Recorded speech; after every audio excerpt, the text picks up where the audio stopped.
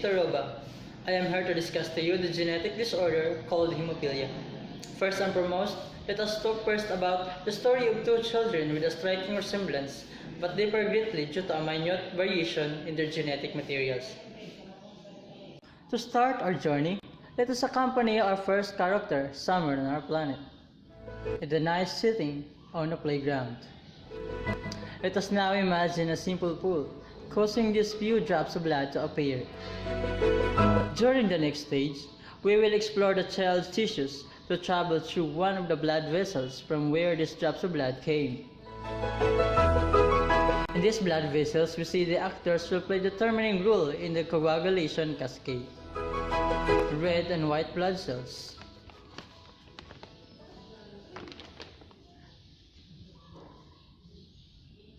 Coagulation factors, including fibrinogen. And now, blood platelets, heading towards an open bridge in the vascular wall. In the blood flow, we also see an agent called factor 7A. Making use of this bridge, factor 7A escapes from the blood vessels to find and accomplish tissue factor situated on the surface of fibroblasts on the blood vessel wall.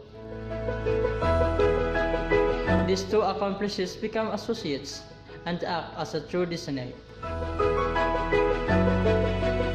By interaction of other factors, this complex then stimulates thrombin production. This step is called the initiation phase. The coagulation cascade then continues to amplify. Thrombin produces platelets activation. At this point, other essential factors, coagulation factors, entering.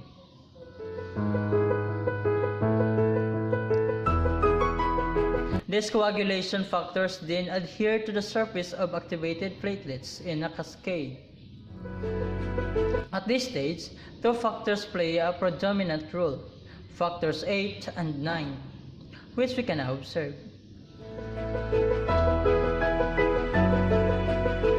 By adhering to the surface of activated platelets, these factors induce an explosive production of thrombin.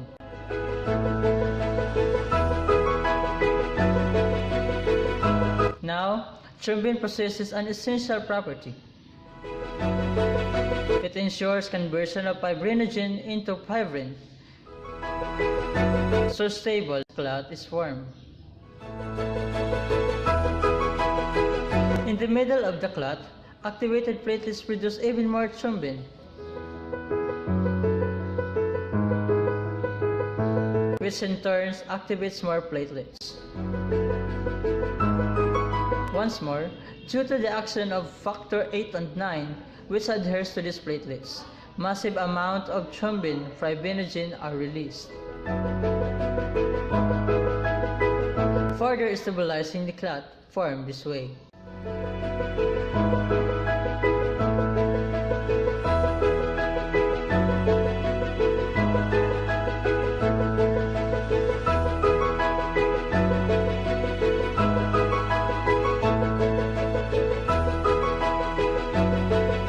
Explore the coagulation cascades as it takes place in normal physiological conditions.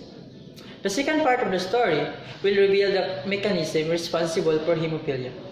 To better understand hemophilia, let us return to the two initial characters we had earlier. Let us focus our attention on the genetic materials of the first actor. Among the 46 chromosomes, let us isolate the X chromosome. The chromosomes contains the series of code responsible for identity. Let us now isolate DNA of this chromosome, followed by a sequence of this DNA. This DNA sequence, symbolized by the succession of letters, is crucial in our story. These genes are responsible for factors 8 and 9, crucial elements in our coagulation cascade.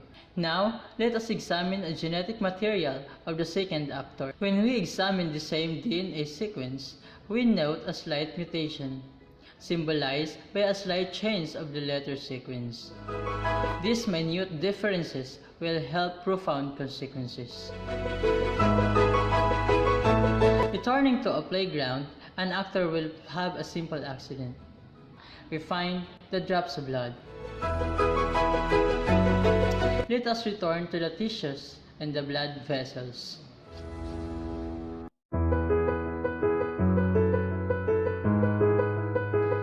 Our two accomplices have initiated thrombin production.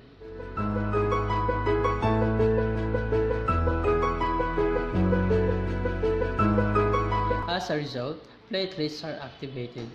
However, at this stage, our genetic mutation will play an important role. This mutation in the DNA sequence results in factor 8 or 9 deficiency.